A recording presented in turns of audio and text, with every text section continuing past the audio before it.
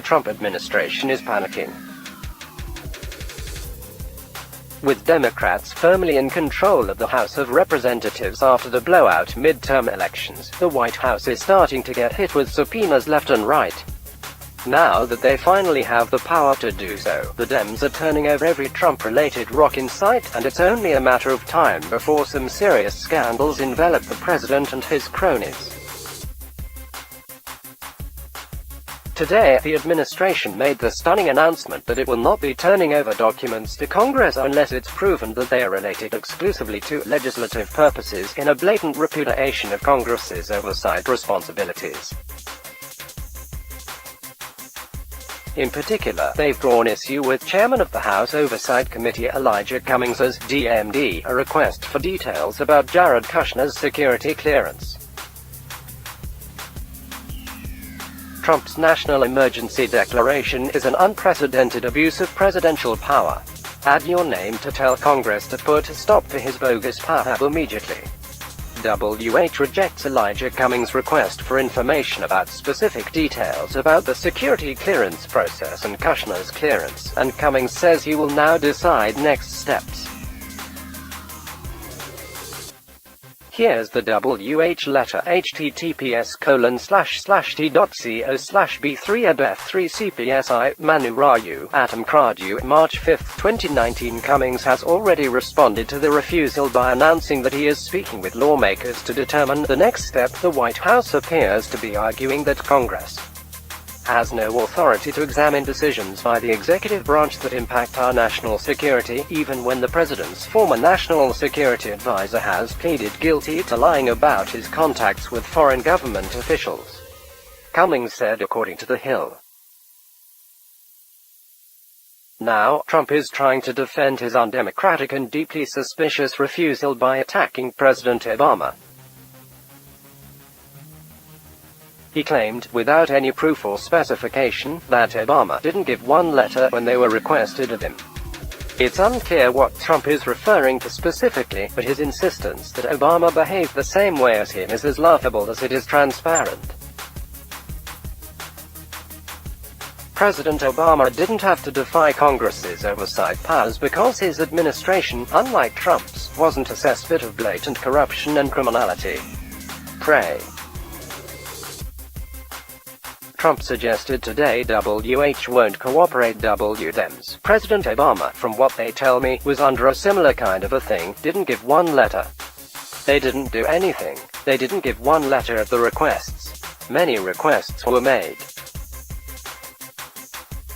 They didn't give a letter. Jennifer Epstein. At Janips, March 5, 2019. Eric Schultz, a former Obama White House official, was quick to point out Trump's lie.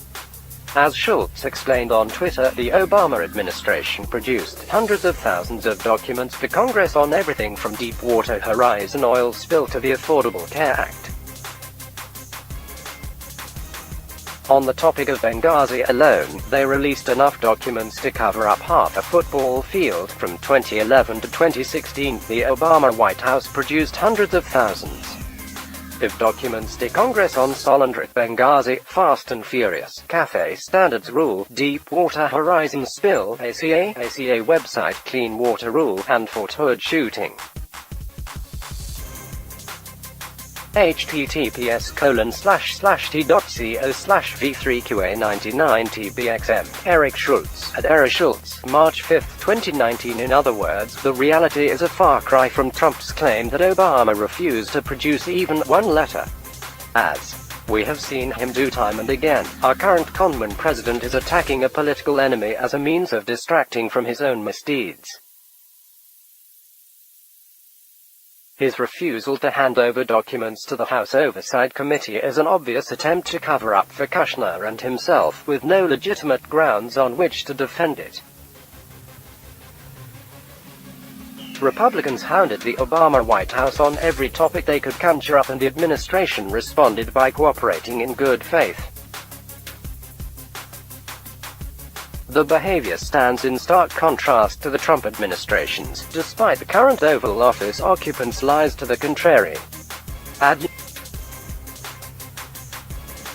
Senator Lindsey Graham, RSC, was actually a man of his word. If he wasn't a Republican politician, in other words, then he would consider the plethora of investigations that Democrats in the House of Representatives have launched into the president and the many other easily identified targets within the Trump administration is fair game. After all, he's a leading member of a party that never encountered an aspect of Hillary Clinton's life that they didn't feel was worthy of spending many years and millions of taxpayer dollars fruitlessly investigating. Trump's national emergency declaration is an unprecedented abuse of presidential power. Add your name to tell Congress to put a stop to his bogus power grab immediately. Graham was also the one who channeled Miley Cyrus during the 2016 election campaign by calling Trump a wrecking ball, who was destroying the Republican Party's chances of ever attracting votes from Latinx Americans with his immigration policies. Of course, that was before Graham had the political epiphany that led him to become a born-again Trump-like smoocher.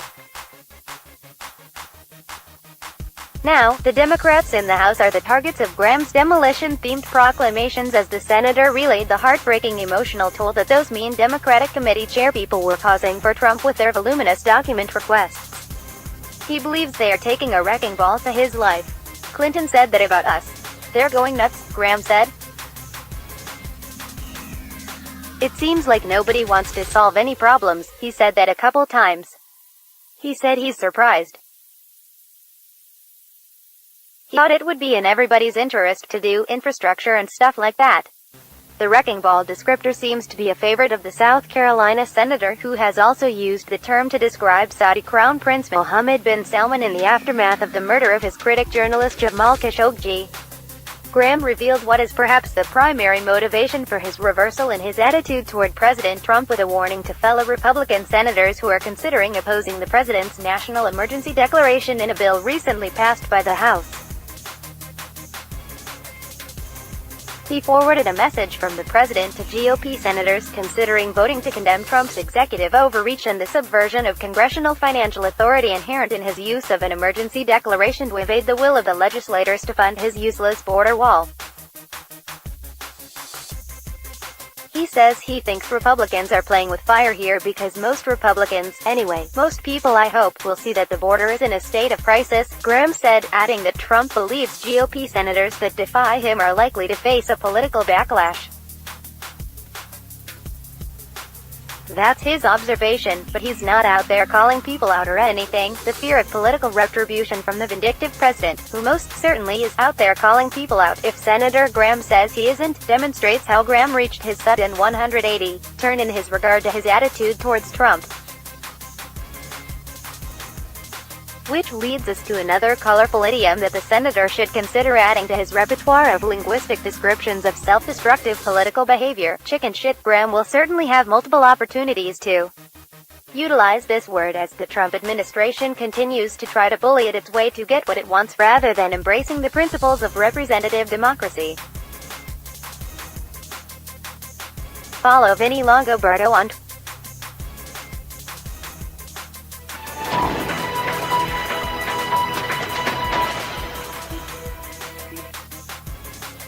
Donald Trump just got terrible news on the indictment front. For as long as it's been clear that Donald Trump's crimes were all going to come to the surface, there has been a debate about whether Trump can be indicted for those crimes while he's still in office.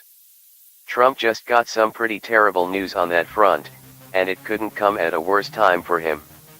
Various pundits have long pointed to a stray DOJ memo from the 1970s which asserted that only the vice president, and not the president, could be indicted while in office.